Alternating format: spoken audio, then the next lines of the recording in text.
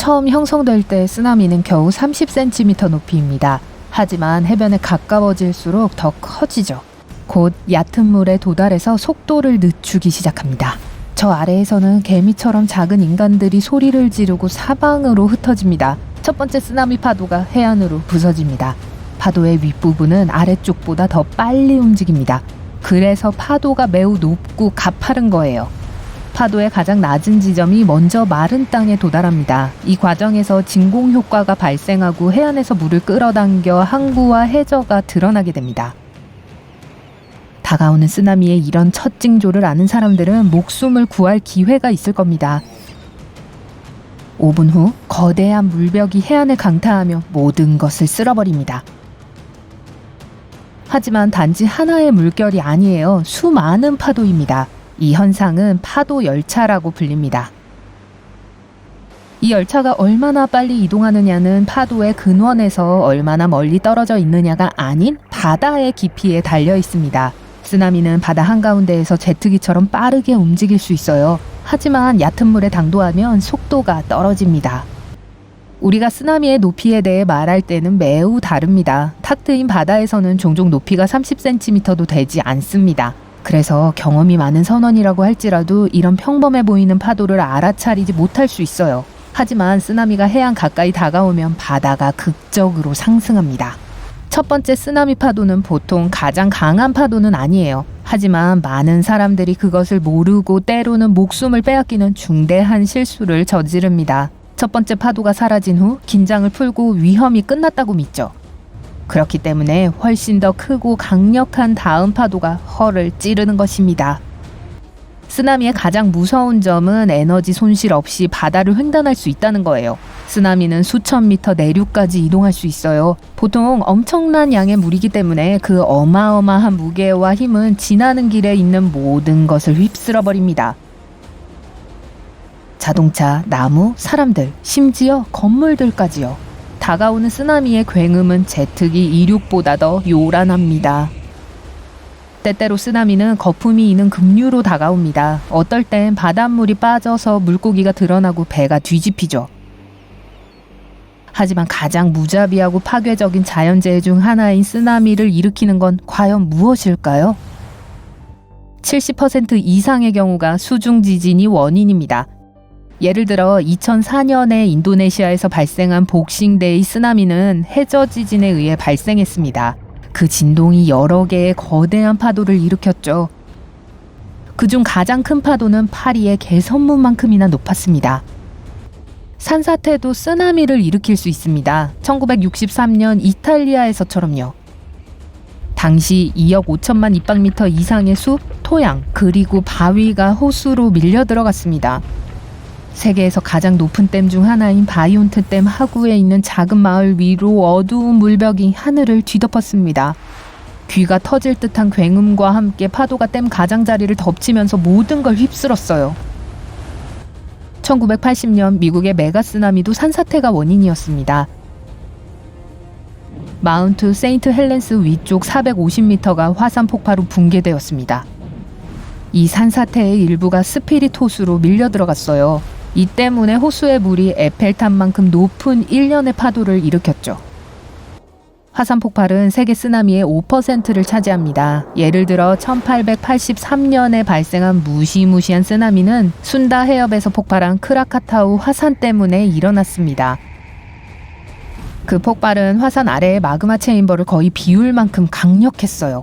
그 위에 놓인 해저와 육지가 그 안으로 무너졌죠. 이로 인해 해발 40m 높이의 쓰나미 파도가 여러 번 발생했어요. 일부 쓰나미는 운석이 지구에 충돌해서 일어납니다. 수백만 년 전에 유카탄 반도의 소행성이 충돌했을 때 그런 일이 있었죠. 네, 공룡을 멸종시켰다고 여겨지는 바로 그 소행성입니다. 지구 역사상 가장 거대한 메가 쓰나미를 일으켰었죠. 첫 번째 파도는 세계에서 가장 높은 빌딩인 부르즈 칼리파보다 거의 2배나 더 높았습니다. 하지만 대부분의 쓰나미, 약 80%는 태평양의 불의 고리에서 태어납니다. 왜 그럴까요? 이 지역이 이런 이름을 얻은 데는 이유가 있습니다. 수많은 화산 폭발이 발생하기 때문이에요. 포르투갈의 항해사이자 탐험가인 페르디난드 마젤란은 16세기 초에 세계에서 가장 큰 바다를 방문했습니다. 그는 놀라울 정도로 파도가 잔잔하다는 것을 발견했어요. 그래서 평화로운 바다라는 뜻의 태평양으로 불리게 됐죠. 그곳이 불의 고리의 근원이라는 걸 그는 미처 몰랐어요. 불의 고리는 길이가 4만 킬로미터에 달하는 말발굽 모양의 화산과 지진 활동이 활발한 지역입니다. 남미의 남쪽 끝에서 시작하여 북아메리카 해안과 알류샨 열도까지 올라갑니다. 그러고 나서 일본, 필리핀, 인도네시아까지 내려갑니다. 그 후 그 지대는 뉴기니로 꺾어지고 남서태평양 섬을 덮고 뉴질랜드에서 끝납니다. 지금 현재 불의 고리는 실제로 원형의 고리가 아닙니다. 하지만 만약 남극의 휴화산을 포함시킨다면 고리 모양이 완성될 거예요. 지구상에서 가장 크고 활동적인 화산들이 이 지역에 있습니다. 하와이의 마우나로아와 킬라우에아, 일본 후지산, 미국의 마운트 세인트 헬렌스, 인도네시아의 크라카토아 등 많은 화산이 있어요. 어쨌든 이 화산 체인은 태평양의 윤곽과 많은 지각판이 만나는 지점을 지나갑니다. 그중 가장 큰 것은 북미, 유라시아, 캐리비안, 남극 등입니다. 이 지각판은 끊임없이 움직입니다. 서로 충돌하고 미끄러져 지나가고 서로의 아래 위로 움직입니다. 이 끊임없는 활동은 화산이 폭발하게 만듭니다. 심해 해구가 갑자기 나타납니다. 세계에서 가장 깊은 바다의 부분인 11km 깊이의 마리아나 해구 또한 불의 고리에 있습니다. 그것은 하나의 지각판이 다른 지각판 밑으로 밀리면서 형성되었습니다. 요즘 나스카 해저판은 남미 대륙판 아래로 강제로 밀려 내려가고 있습니다. 불행히도 해저판은 순순히 내려가려고 하지 않아요. 그 과정에서 산을 밀어 올려서 마그마를 표면 가까이까지 올라오게 만듭니다. 에너지가 지구의 녹은 암석으로 된 중심부에서 방출될 때 지각판이 움직이고 서로 부딪힙니다. 압력은 그 지역에 축적되고 지진을 일으킵니다. 진앙지는 지각판이 만나는 지역을 따라 흩어져 있습니다. 전 세계 모든 지진의 거의 90%가 불의 고리에서 일어납니다. 그 지역에서 기록된 가장 강력한 지진은 리히터 규모 10의 9.5를 기록했어요.